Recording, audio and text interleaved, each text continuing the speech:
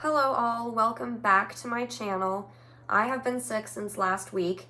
You're probably going to notice that mostly in my voice. And there's still some head congestion going on, but I am recovering. I just thought I would let you all know at the opening of this video in case you notice something that's a little bit off. Anyway, it's been a hot minute since I've talked about my journey through depression and anxiety. I haven't discussed family, having a child much, or anything serious, and the biggest reason is because I have a toddler. And if you don't understand what I'm saying, it's because you don't have a toddler. Basically, I'm busy. Like, hair on fire all the time, trying to keep it together and playing catch-up busy. And to be perfectly honest, it's great. The biggest noticeable difference in me after Sam's birth was euphoria. Complete euphoria. That's how I have always and will always describe it. It went on every day, 4 months straight, and probably could have gone on longer. It was this meaning and purpose like I'd never known before. Like, it's so different from the cliche that is often described when you have kids. It was bigger and brighter and more fulfilling, being loved so deeply and loving so deeply this child and being needed. It gave me this incredible purpose. I struggle to even describe it because it's such a huge thing. I mean, the second that I had him, I changed forever as a person. I had made a baby. You know, for 8.5 months, I carried him, and the baby's coming, like I knew, but you don't really know until he or she is there. And like, I did it. I did this thing that I never thought I could do. There was this baby all of a sudden with parts of me, like from me and from Fernando. It's just filled every part of me up and made me whole and feel useful and important, and not self-important, but like, my son, he needs me and I better not screw this up.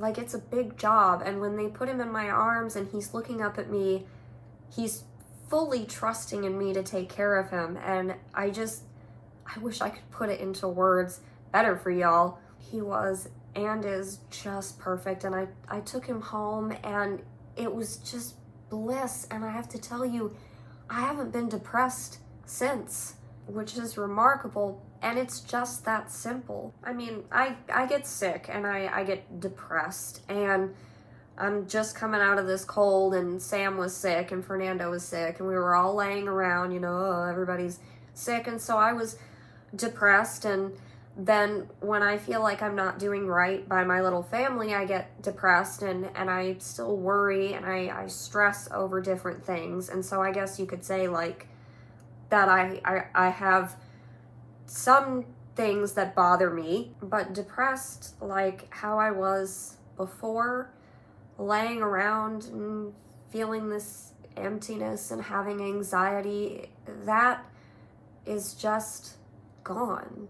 My anxiety, like, I still have anxiety attacks, but they're not full-blown panic attacks that tank me for a day or for several days. In reality, they can't, because I just don't have time to sit in the floor and shake and rock back and forth, or even worry about trivial things or even important things, because the important thing is taking care of Sam. So in a way, he's filled a lot of space that I had that I used to fill up with, I don't want to say useless worries, because I don't want to invalidate that. I don't want to say that that it wasn't important, but it's just the priorities for me have changed, and they're different now. And even what I worry about and stress out about is different than what I used to. They've been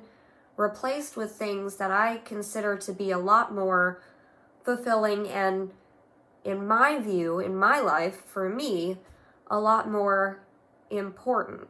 For example, a lot of my worries and panic attacks derived from eating out or even eating at home. I had this situation where people would watch me eat and watch the portions that I ate, and it made me very, very nervous because they always presumed that I was anorexic because of my size, and I even had some of that trouble on YouTube early on with my other channel, my EternalDreamspace channel, where people would accuse me of being anorexic or just assume stupid things were wrong. And so I had a group of people that would do this to me, and it made me very self-conscious and very self-aware of other people, and so eating out was just like not an option. And even eating around my family made me nervous, even though they didn't judge me the same way. Then in 2009, I got very bad food poisoning from a restaurant that totally freaked me out to eat out like anywhere, because I always wondered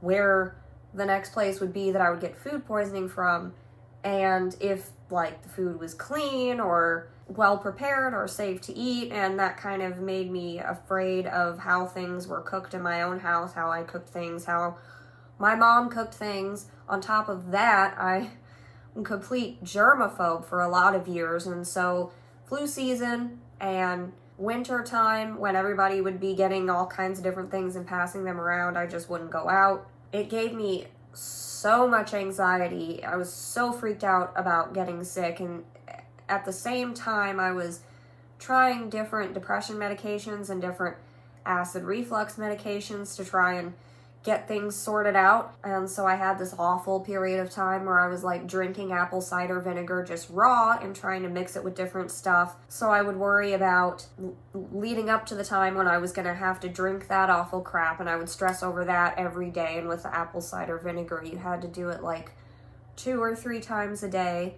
And then I was afraid, well, okay, if I don't do that and I try pills, what are the side effects of the pills going to be? Are they going to make me more depressed? Are they going to make me sick? You know, these were all very real, gripping fears I didn't know how to deal with. And they would give me panic attacks, and then I would just get panic attacks out of nowhere from just nothing, which sometimes happens. And I'd wonder, well, why am I so afraid? Is there like a spirit of fear following me around? And so yeah, it was difficult, and it was a real problem for me. And of course, all of that anxiety would just make me more and more depressed. And so I said from a very early age, from like 12 or 13, that there was a dark cloud.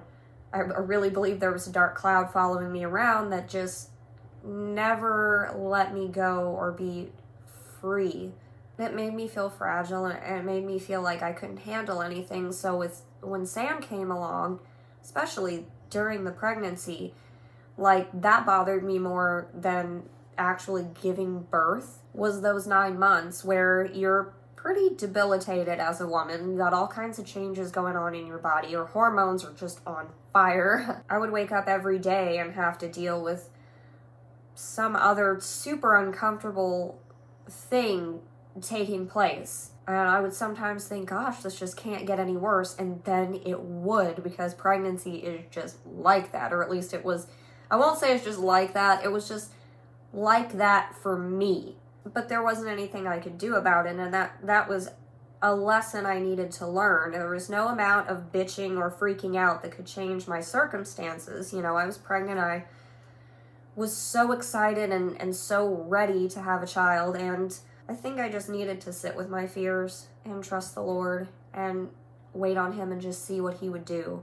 And He really delivered me from so much over that 8.5 month period. And then when I got to the delivery room and I actually had Sam, like, because I didn't think that was going to work either. Like, I was in the delivery room thinking, like, okay, everybody's running around and they think a baby's going to come out, but it's not. And I don't know what to do when I'm like sitting there pushing and nothing happens and the baby doesn't come out. But that was just me overthinking, and it did, and it worked out, and I could do it, and I needed to know that I could do it. I learned that things could always be worse, but that was okay, that I could withstand a lot more than I thought I could with the Lord at my side. And now with Sam, I wanted to be a good example for him, to be like, well, look, mommy can do anything. And you really do feel like after you give birth that you can do anything. It's incredible, and you can. I think it's just amazing. Obviously, having panic attack after panic attack is no joke, and just spiraling downward mentally at full speed all the time. Like, damn, that's serious. But what I know now is that God's there for me, and he's always going to be there for me, and he conquered all of that stuff through the birth of Sam. What's more amazing is that I hadn't really even thought about how long it's been since I've felt depressed or freaked out the way, like panicked the way that I used to. It occurred to me a week before Easter Sunday that, like, I've really been delivered from this thing that was over my life for such a long period of time. And it wasn't even like it gradually happened to a point where I could realize, okay, I'm getting a little bit better, but it was just all at once. It was just taken from me. My son is a light. He is the antidote to whatever mental garbage I was going through before. And I appreciate life so much more. I appreciate the time that I have to myself. It's so much sweeter than it ever was. What I love the most is my family and is my son and raising him and just being around him. I just get such a kick out of a mini me and the things that he says and how smart he is, and when he tells me that he loves me or he gives me a kiss, or we're sitting there on the couch holding hands and watching cartoons I used to watch when I was a kid, and I'm sharing those with him now, and I'm sharing movies and making memories. To have that, to have God and that right at the center of everything, makes everything else around it so much more beautiful. And that's only part of what having a child is like. It's really difficult to put into words, but my life is just elevated, and it teaches you, it strengthens your relationship with God, because it's like it taught me a whole new depth, a whole new level of love that I didn't know was there, because I love my child this way more than anyone that I've ever loved. And I think, and wow, like, more than this, more than the way that a mother loves her child, God loves me. So my advice to anyone watching would be to live your life, have a great time, and be selfish and do what you want to do, and then sell it all out and have kids, because it's just the best. Maybe I'll make future videos like going more in depth and like picking out examples and really just trying to say more about why it's great. But for now, I think that's enough. And I do, speaking of future videos, I do have a lot of things I want to bring to this channel. More covers, more, any excuse to talk about Tucker Carlson. I would love to do horror movie reviews. I would like to review songs and albums, but really, yeah, the horror movie reviews. That's something that I would just love to get into. I'd also really like to stream myself playing games, but it looks like I've looked into that a little bit, and I don't know, our internet's not so great, so that probably won't be happening for a while if I do venture off and try that. But yeah, I think I've got lots of upcoming content that for everyone to enjoy. So please stick around. Thanks for listening, and until next time.